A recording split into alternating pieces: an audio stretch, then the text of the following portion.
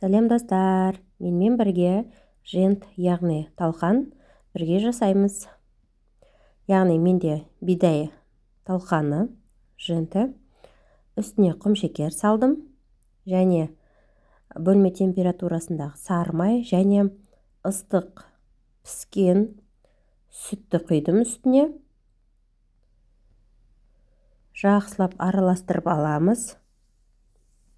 Қажетінше құямыз сүтті, яғни жентті дайындаған кезде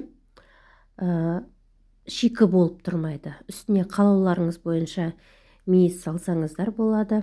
Және мен сгущенное молоко құйып жатырмын. Шамалы ғана құямын. Жақсылап араластырып аламыз. Сосын қалаған формаларыңызда жасай берсеңіздер болады. Дәмі керемет болып шығады. Мінеке, қолыммен қысып формаға келтіріп жатырмын.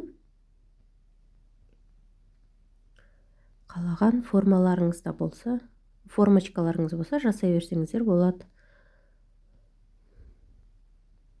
Каналыма тіркелуді ұмытпаңыздар. Тағы да рецепттермен бөлісетін боламын. Рахмет, ас болсын.